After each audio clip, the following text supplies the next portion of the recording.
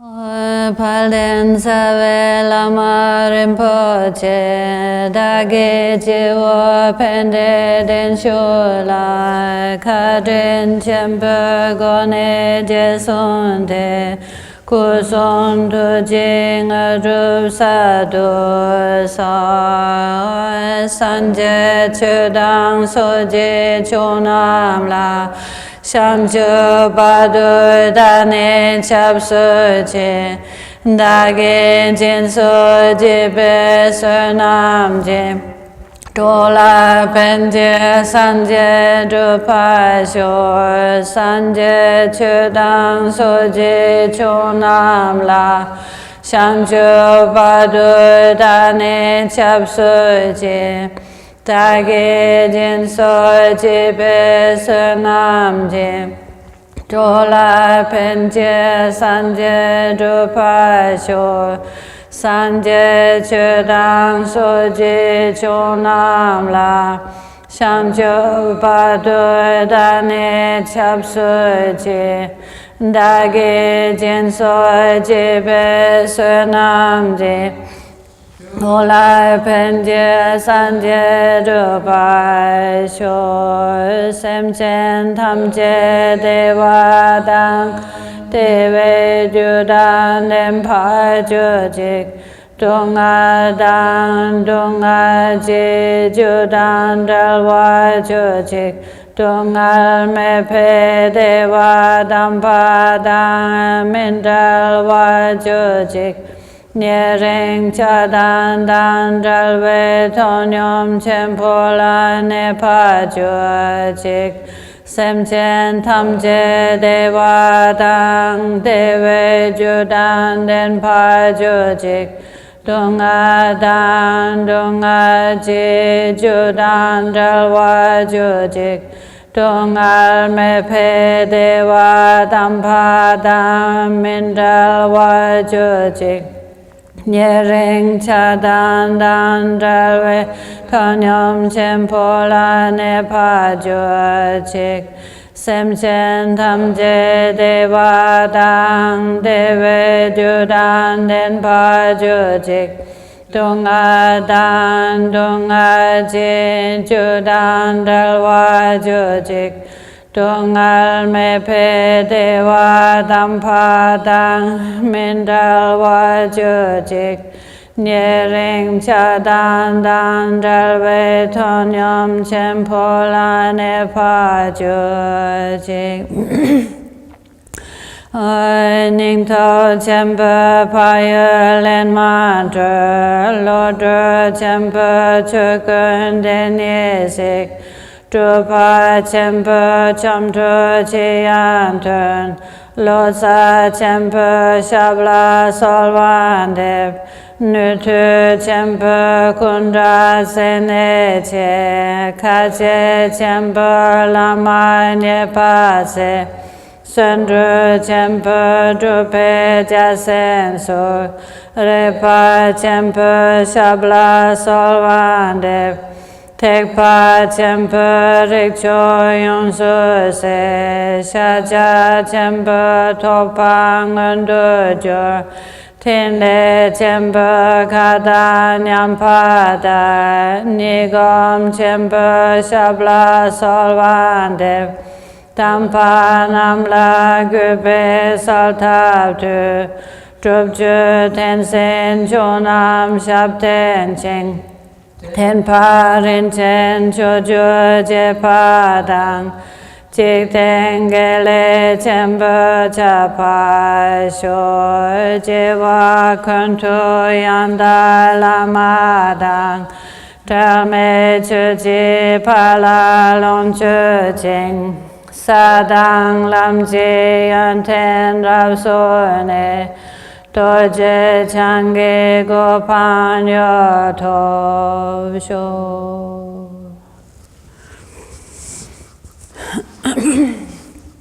So good morning everybody.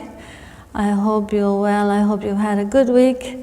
And today is our last session of Dorje Chang. And so we will continue where we left last time and see where that gets us. So we are in the last verse, really. There is a final verse. Well, this is a verse that it's not especially part of the Dorje Chang Tungma. It's a verse that you add to all the different lineage prayers. I don't know if you noticed, but it's the same that we just chanted right now at the end of the Nyingtop Temple, the Mapamila and Gampopa prayer that we just did. The verse that says, Jewa kuntu yang da lama dang, may I never be without my true guru, and may I make proper use of the splendor of Dharma, perfecting all the qualities of the levels and paths. May I swiftly attain the state of the Dorje Chang. This is a verse that is very often added at the end of all the different lineage prayers.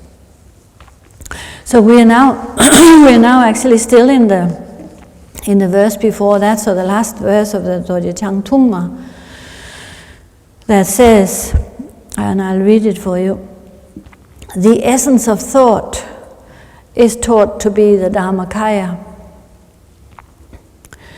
Nothing whatsoever, yet it manifests as anything whatsoever, appearing in unhindered play to the true meditator. Grant your blessing that the indivisibility of samsara and nirvana be realized. So let's keep that for a while, and we'll look at that. We started and we're looking at some of the Mahamudra Upadesha, Tilopa's Mahamudra Upadesha, the quotes that he gives there. And he's talking about this view of the mind, the view of Mahamudra. And maybe keep the verse. And so we started looking at that last time, and he was saying that the definition of this Mahamudra meditation is if the mind has no direction. The mind is resting within itself. So here it says like the essence of thought is Dharmakaya, emptiness and luminosity. There's nothing we can really pinpoint, right? There's no location, there's no color, there's no shape. We cannot grasp it and say, stay here. We cannot really pinpoint the mind anywhere, but still. So we cannot say it doesn't exist, we cannot say it exists, we cannot say it doesn't exist because the clarity, the awareness, the luminosity is there. We cannot say that it exists because it has no location, no color, no form whatsoever, no shape. So he's saying it's nothing whatsoever, yet it manifests as anything whatsoever. Within this mind, all things appears. To this mind, all things appears. Appearing in unhindered play to the true meditator. This is what we're looking at, appearing in unhindered play. Can we say that thoughts, the essence of thoughts, that they appear in unhindered play in our meditation? Can we say that we are capable of simply seeing the nature of thoughts, this emptiness and luminosity? Probably not. This is very deep. This is Mahamudra meditation.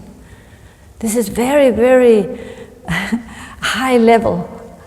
So when we talk about Mahamudra meditation, this is not, yes, it's simple, sounds very simple, but it's very, very difficult to step from a very busy, complicated mind straight into Mahamudra meditation. We cannot. Our mind is chaotic. Our mind is all over the place. We are not capable of resting within this nature of mind and observing this unhindered play of the thoughts as emptiness and luminosity. We get stuck, right? We get stuck in attachment, we get stuck in aversion, we get stuck in confusion, we get stuck in all the different kleshas. So this is what Tilopa is talking about in this Mahamudra Upadesha, saying that this is the practice of meditation is to is the actual familiarization of this lack of location, absence of location, absence of form, absence of color.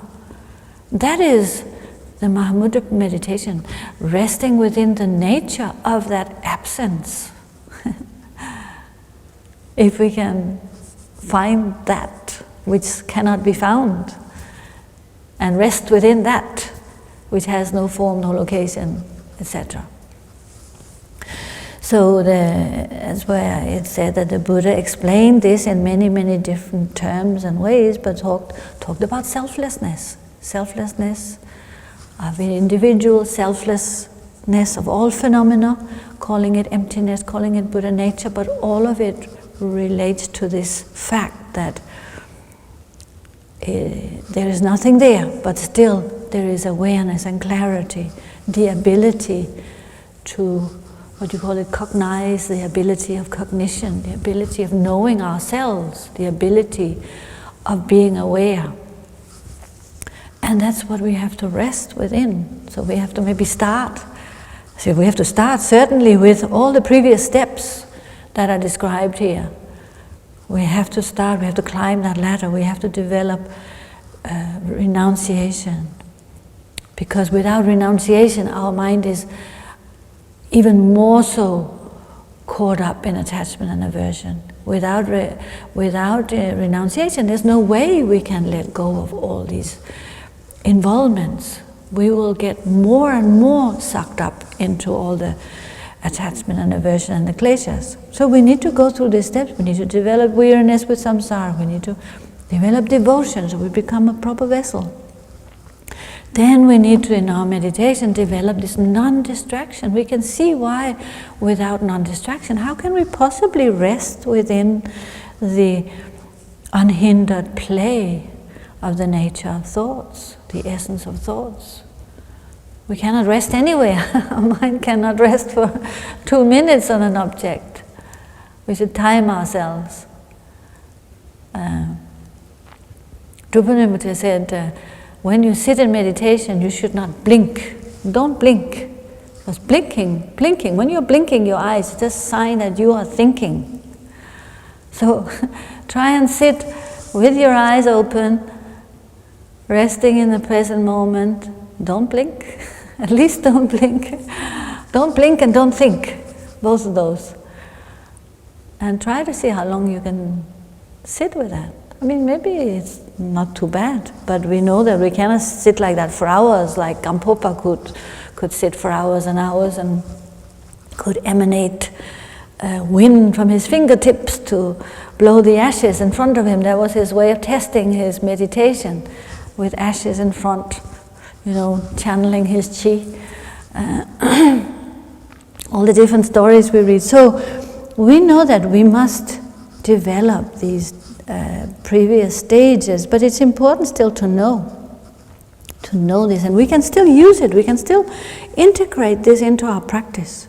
So we can rest, try and rest. So when ordinarily, when our mind becomes very stirred up, when our mind becomes caught up in kleshas, when our mind becomes depressed, when we're sinking down, when we feel we're not on top of the world and everything goes against us and we feel defeated, or we feel anxious and stressed by all the demands on our day-to-day lives, all the responsibilities, when we feel we cannot cope with the different aspects of our life that we are supposed to be on top of.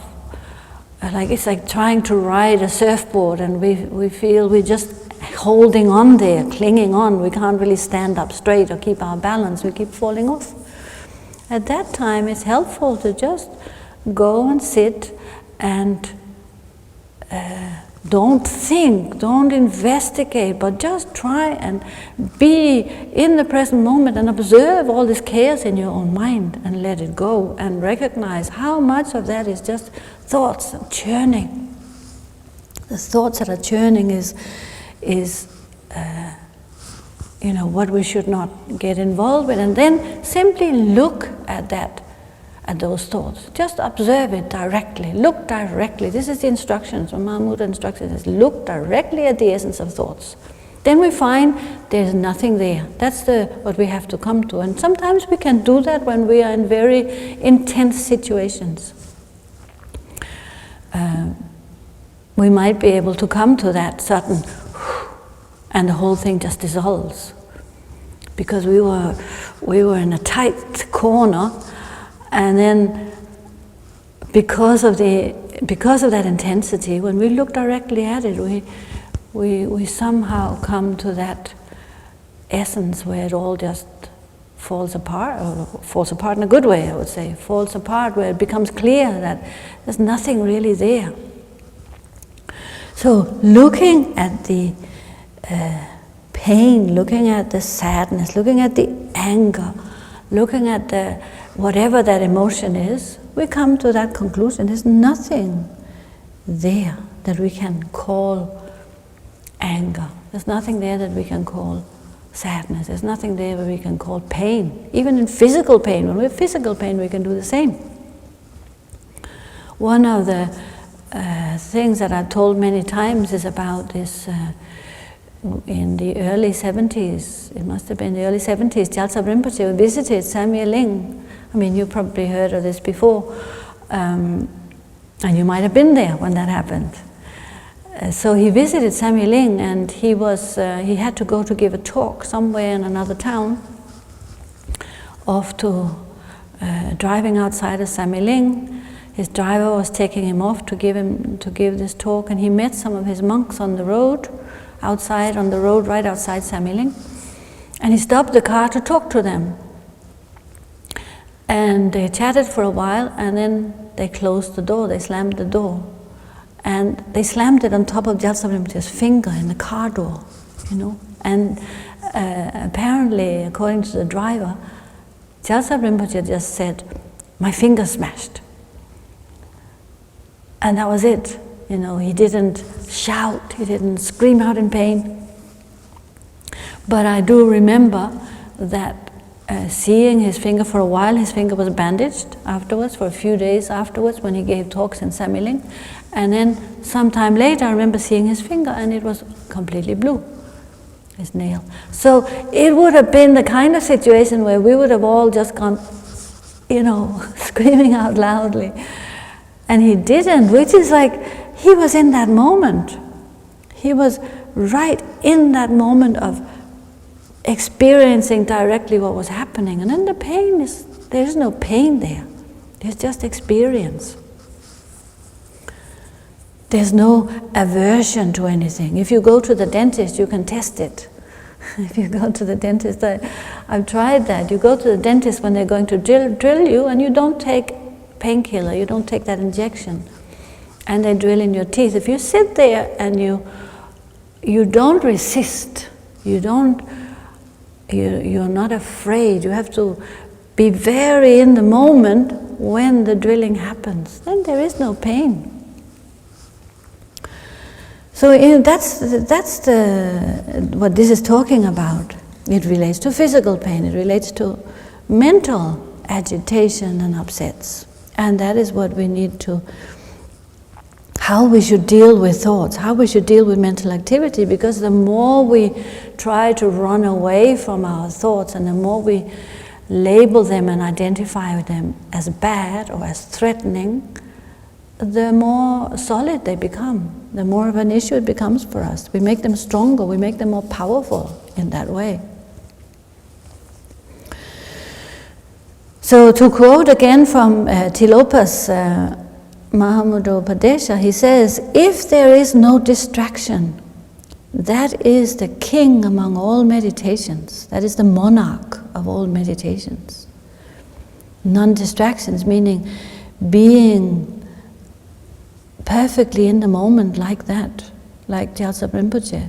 How, totally unexpected, a door slammed on top of your finger.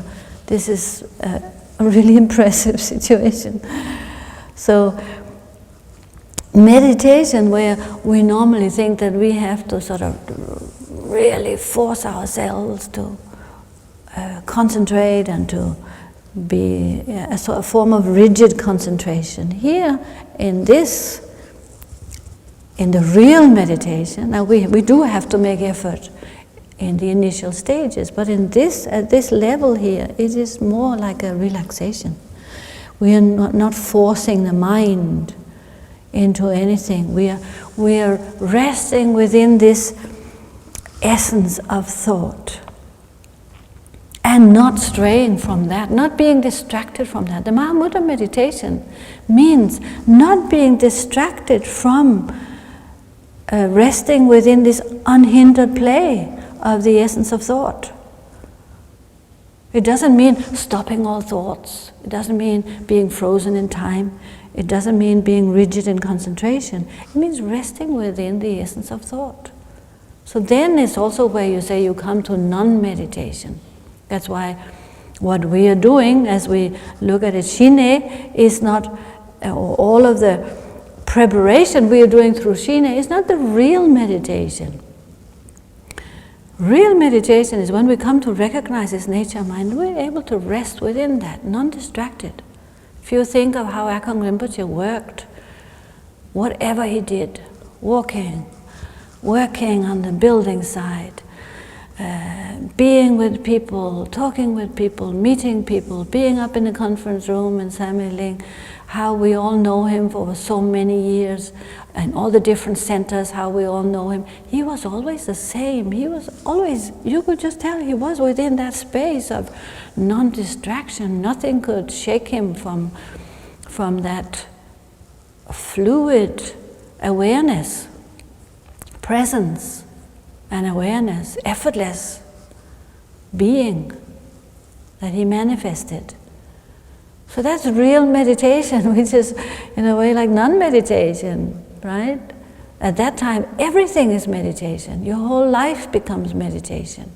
There's no distinction between meditation and non-meditation. Because you are within the natural state of the mind, which is where we should be all the time, right? This is what we are going, this is the result we are aiming for, to be constantly within this awareness of the nature of mind. So that's the king of meditation, non-distraction from the nature of mind.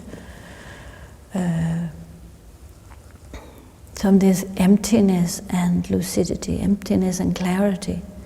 And then preserving constantly this awareness and mindfulness and alertness. So when thoughts arise, when kleshas arise,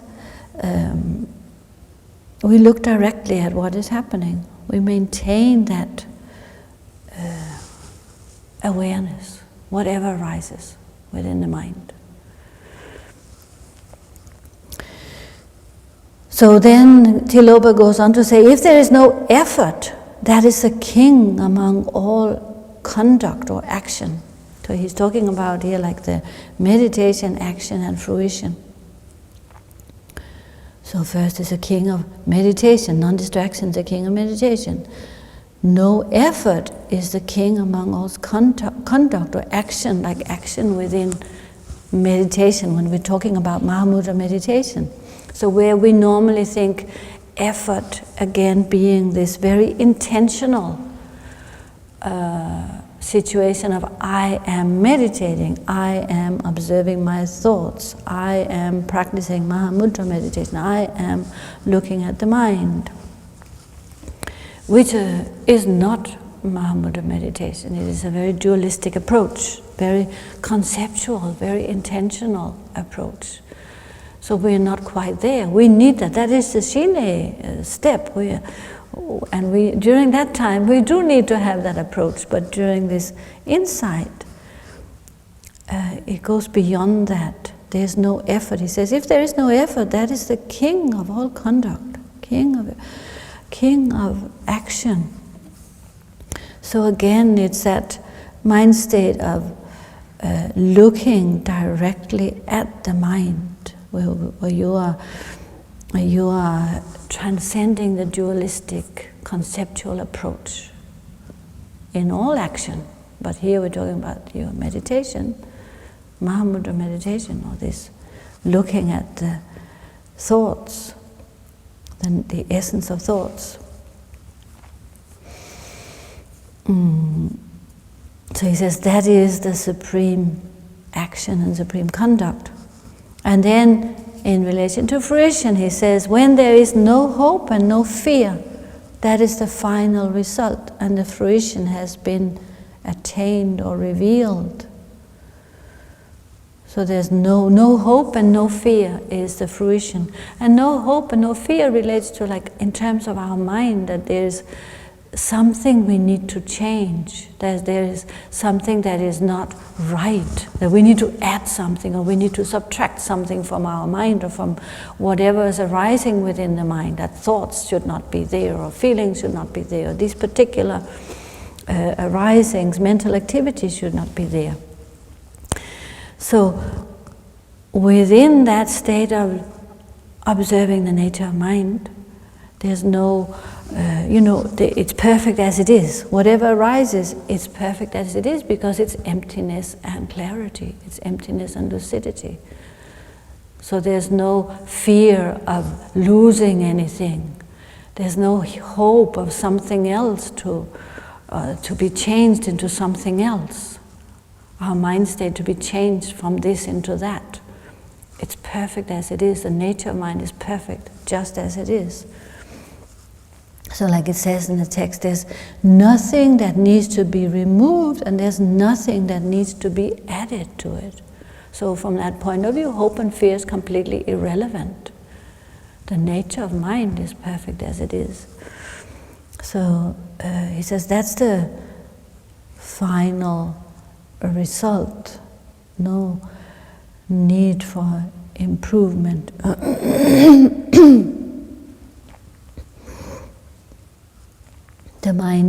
The mind itself, that's emptiness and clarity, it can't be an object of intentional focus. So it's just this whole, in these different, and in this verse, in the essence of thoughts, in that verse that we're now looking at in the Dorje Chang Tungma, the whole point is telling us is rest within the nature of what appears. So appearing in unhindered play. It doesn't say that there's no appearances. It doesn't say there's nothing, nothing happening. But it is that emptiness and appearance that we rest within. And because of this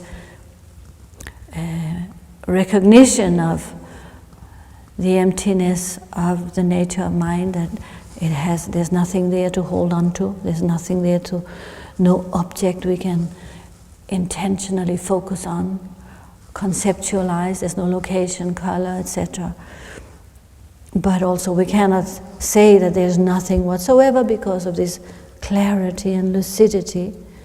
But within that there's this like unceasing recognition, unceasing awareness. Within the emptiness there's unceasing recognition and awareness. So that's what we're looking at the nature of mind, beyond conceptual forms.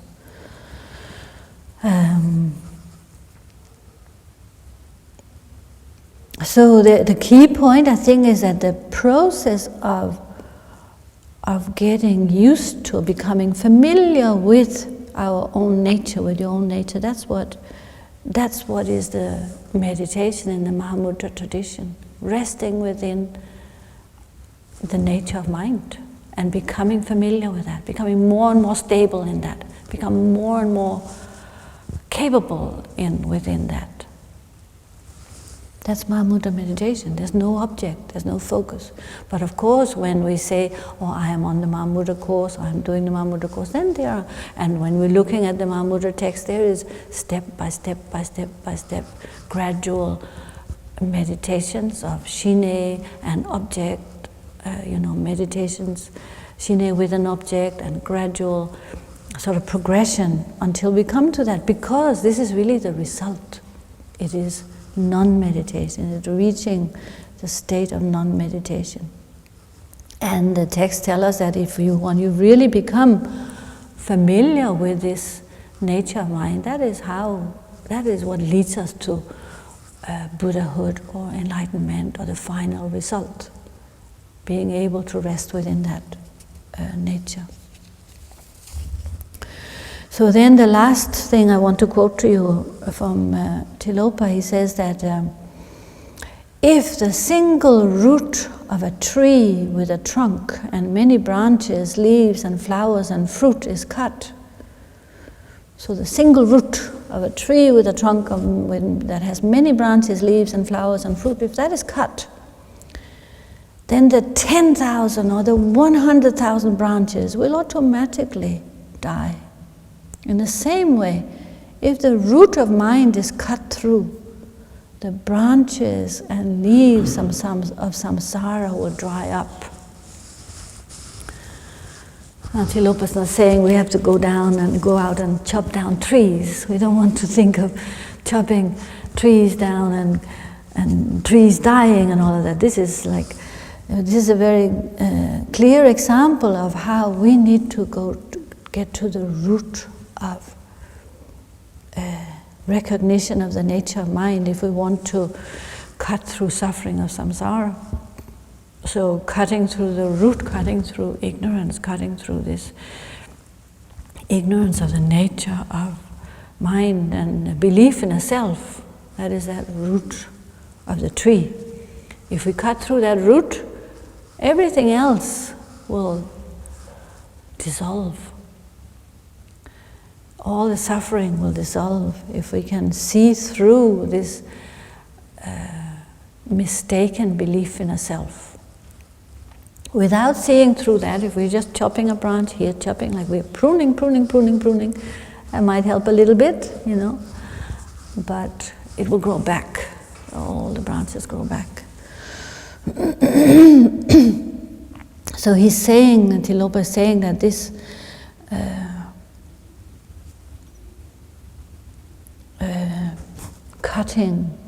cutting through was resolving the nature of mind, recognizing the nature of mind is how you free yourself from the suffering of samsara. So all the different circumstances, all the different sufferings we have, if you want to cut through that, then don't remove the branches one by one. Recognize the nature of mind. But of course we know then that we cannot do that just like that without all the previous steps. Like the Shine meditation is the process of actually sharpening our tool to be able to have a tool that's sharp enough to cut through that root. So we do need the previous stage of meditation, and non-distraction is taught to be the actual body of meditation. Says Shine is that, we're sharpening our axe, and in the inside we cut the root of belief in a self. Then if we can do that, then all of the different physical, mental sufferings of samsara, by recognizing the nature of mind, they're all cut through, they all dissolve. The indivisibility of samsara and nirvana is realized. As we were saying, grant your blessing that we may realize this indivisibility of samsara and nirvana. So that is what we recognize when we can cut through the root of this trunk. Cut through, recognize the nature of mind. So that's the Mahamudra instructions. So in order to do that, we need to be able to settle the mind. So I wanted to give you a few examples of a settled mind. This is where we have an object. Meditation with an object that is, as also Jamgon Kongtrul said in his Doha, for a beginner, we need certain things. Meditation is essential, and meditation on an object is essential. So the different examples of a settled mind, it says, when winds whip up an ocean, they may cause ripples, waves, and turbulence. But these are powerless to move a great ship or ocean liner. So when you have a huge stable ship on the ocean, the storms, they don't move that powerful boat. And in the same way, when the mind is very focused and settled on its object, then also the various sort of movements of the mind, whether they're strong or more subtle, the different thoughts and mental activity, it doesn't take your mind away from your object. If you have strong, stable focus, then the different movements of thought will not shake you. You will have stability within your meditation. Just like that strong ocean liner sitting on the ocean, you can cross the Pacific, cross the Atlantic in any kind of storm. If our focus on an object is strong, we can also continue to stay focused, whatever the movement of thought is. And another example says that when a child looks at a fascinating drawing, some kind of display, the child does not analyze or judge, but just notices it, just looks in awe, just takes it in and sees all the colors and all the displays and all the different figures that are displayed. So in the same way, when the mind is focused on its object, whatever the distractions that arise, whether sensory distractions, pleasant or unpleasant, we don't get drawn into it. We don't think, oh, I want it, or we don't get carried away by it. The mind remains unmoved without getting caught in judgment of saying, oh, I like that, I want it, and I want more of it, or I dislike that, and I don't, I want to avoid that. But we just see it as a display without judgment. So that's how we should relate to the different mental occurrences and not get distracted. And another example says that if tangled wool is spread out in water, it becomes very pliable and soft, and the knots will loosen and become easy to untie. So like we have somebody who spins wool, and the wool gets all knotted up and it's difficult to untie, but when you lie it out in water, then it becomes soft and easier to untangle. And it's said to be an example of the mind when it's settled on its object, then all the disturbing emotions and knots, how the mind ties itself up in knots of attachment and aversion and anger or ignorance, agitation and dullness, these knots become more pliable. It becomes easier to undo. The mind becomes soft and easy to untie. The emotions become soft and easy to untie when the mind is settled on its object. So this shows us how important it is for us to use an object in meditation, shine, until we have achieved that stability, until we have achieved a sort of clarity of mind where we can rest within that without getting distracted. As long as distraction pulls us away, we still need to work on the stability. And for that we use all the different objects, also including deity practices, which is all the different creation stage practices, appearance and emptiness. We train in appearance and emptiness when we practice Chenrezi, Medicine Buddha, Green Tara, Vajrasattva. They're also an aspect of meditation that helps us to increase both the shine aspect, our ability to rest, and coming closer to seeing this appearance and emptiness. All of these appearances, like the creation stage, is a skillful means for us to recognize appearance and emptiness. So even though like they, you could say they arise from conceptual thinking, but they bring us a step closer to recognizing this emptiness, appearance and emptiness, and to not get caught in clinging. So in the creation stage, we say all forms are the form of the deity, appearance and emptiness. All sounds are the sound of the mantra, so sound and emptiness. Mental activity is the wisdom of the deity, so mental activity or thought and emptiness is essence of thought. And we try to rest within that with this clarity, Vajra pride, and purity.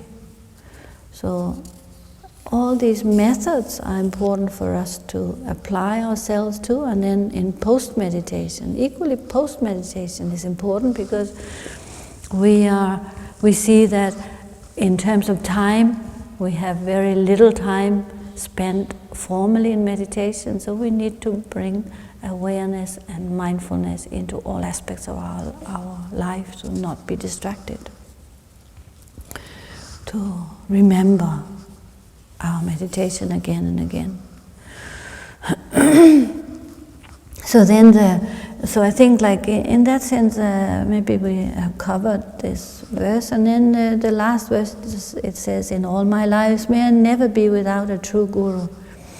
May I make proper use of the splendor of Dharma, perfecting all the qualities of the levels and paths. May I swiftly achieve the state of Dorje Chang.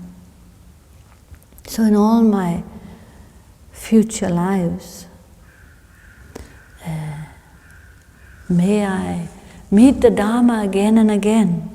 May I in this life continue to plant seeds so that I may meet my teachers again. I may meet all the gurus again and again. I may never be separated from the path. If I don't achieve realization in this life, then in the next life, may I continue the work that I have done in this life. May I continue to be under the guidance of great teachers and great masters. May I continue to meet the lineage masters.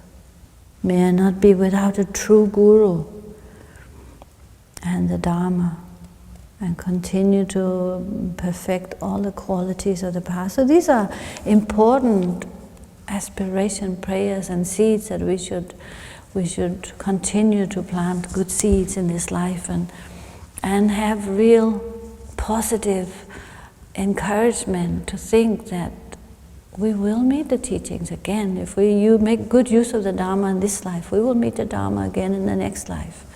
But if we don't make good use of the Dharma in this life, it is very possible that sort of our bank account has run empty. We don't continue to put put deposits into our bank account. We don't continue to make use of it. Then it's like we use up whatever we've got, and it might run dry. But if we continue to have that strong connection to the lineage, continue to have aspirations and positive intentions and devotion and appreciation, try to perfect our mind, try to work on this non-distraction, then I think we are well placed to think that, may we really truly meet the Dharma again and again in future lives. So, as a conclusion to that is simply to say, may I keep my connection, may I keep my connection to the lineage pure. May I, in terms of renunciation, may I give up attachment and aversion more and more and more. May I refine this giving up, reducing my attachments and reducing my aversions. May I increase my devotion. May I not allow the Dharma and my connection to the Dharma to become stale. And in terms of non-distraction, may I focus on my priorities in life. May I truly become clear about my priorities in this life so that I can put all my energies into that. And may, in terms of this essence of thought, may I cut ties to a belief in the solidity of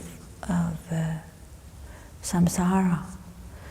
And may I cut myself loose from this belief in the solidity of all things, of permanence of all things. So we of course, as practitioners, have to continuously keep that afresh and keep looking at that. And that is what the Dorje Chang Tungma is telling us. I've always found this is such a direct message, such a direct teaching within this Doha of Benga Jampal Sangpo. So he composed this Doha after spending his 17 years in retreat on this island in the 15th century. It is as relevant today as it was then, and that is just so inspiring. So I also wanted to read to you this short little verse of Milarepa. I hope I have not been mixing up too many different things in this course. I had to have something to talk about, but I have mixed in so many different dohas into this one doha. But of course, they all talk about the same things. But Milarepa, he sums up in this song of happiness, because this is what we are trying to attain in the spiritual path, attain this stable inner happiness. We all want to be happy, we all want to be free of suffering. And in this verse that's part of a longer doha, he says, having the best conditions for Dharma practice, I am happy. Having stopped negative actions, I am happy. Treading the path of merit, I am happy. Divorced from hate and injury, I am happy. Having lost all pride and jealousy, I am happy. Understanding the harm of the 8 worldly dharmas, I am happy. Using the mind to watch the mind, I am happy. And without hope or fear, I am always happy. So this was Milarepa's recipe for happiness. He's saying, if we want to be happy and if we want to develop mental stability, these are the things we should develop. We should look at having the best conditions for Dharma, which I think we did look at in terms of the outer conditions, the inner conditions of the environment. We should look at, he says, having stopped negative actions, I'm happy. This ethics and giving up is part of the environment. Giving up negative actions, treading the path of merit, I'm happy. We need to practice positive actions. He says, giving up hate and injury, I'm happy. We cannot presume that we can develop mental stability and still be consumed by hate and injury. Having lost all pride and jealousy, I'm happy. We cannot presume that we can still maintain pride and jealousy and progress on our spiritual path. It is not possible. Or engaged with the 8 worldly dharmas, understanding the harm of the 8 worldly dharmas, I'm happy. We have to give up the 8 worldly dharmas, fame, infamous, pleasure, pain, all of these involvements, worldly involvements. Using the mind to watch the mind, I'm happy. So we need to develop mindfulness. And without hope or fear, I'm always happy. So we give up this hope or fear, which also we mentioned today.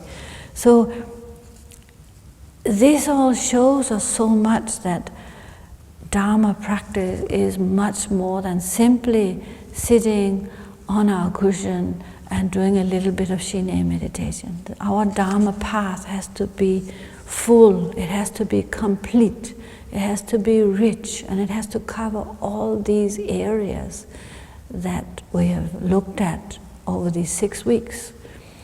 And without that something, we are going to not do ourselves a favor by overlooking any of this, because we are going to be, in one way we are trying to increase our stability, develop mental stability, work on ourselves, and improve. And if, on the other hand, we are ignoring these other points, then we are sort of, fighting ourselves, or we are going maybe one step forward, 2 steps back. Sometimes 2 steps forward, 1 step back, but we are not really progressing if we are not looking at the whole picture. So I think we can leave it there, and I think we have said enough. I've said enough about this, and I hope that it was useful for you. I have kept you busy for 6 weeks, and I think we will finish by actually chanting the Dorje Chang Tungma. Okay? So we will now chant the Dorje Chang Tungma, and I wish you a very, very good next, until we meet again. I wish you all the very, very best. So let's chant the Dorje Chang, and then the dedication.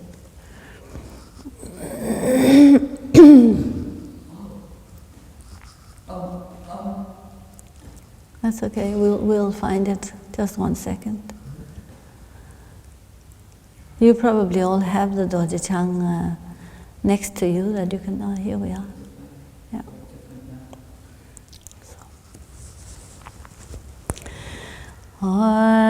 Dorje Chang chanted narodang marpa mela che gampopa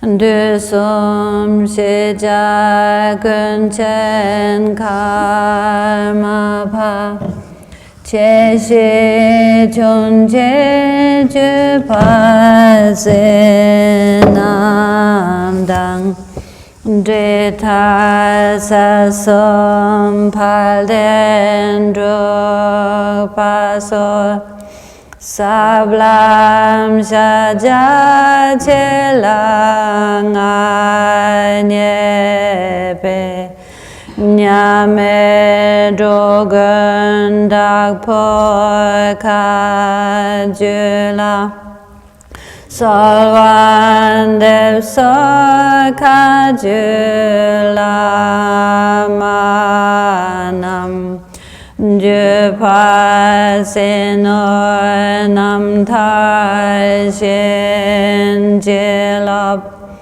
Shen lo gam je kang pa som pa shen Senor kun la chak shen me padang Sen de ta che pe gom chen la Nye ko shen pa me pa shen je lab Möge gam je go wo som pa shen Meng a te go je pe la ma la Jendo salvan de pe gom chen la Chemen möge che wa shen jilab Yang me gom ching a she som pa shen Kang sha tok peng o wo so ma te Ma che de ka jok pe gom chen la Gom cha lo dan del wa shen jilab Nam to ngo wo che ko som pa shen Che ya ma yen cheyang charwala mangarol pa charve gom chen la kode yeme tok pai shin jilap Jewa kuntu yang dalam Talme chuji palalon chujing Sadang lam jiyan ten rab sone Dorje Chang Tungma Nyo Top Shor Sunam Deye Tam Je Se Pa Ne Top Ne Nye Pe Danam Pam Je Ne Je gana je balav chupaye sepe sole dowa dolwa shor Shanjo semne rimpoje maje panam je jojik Che pai nyam pai me padang Kone kondu pelwa shor Kewa deye nyododa Shaja chenpo drup jone Drowa chik chamalupa Deye sala gopa shor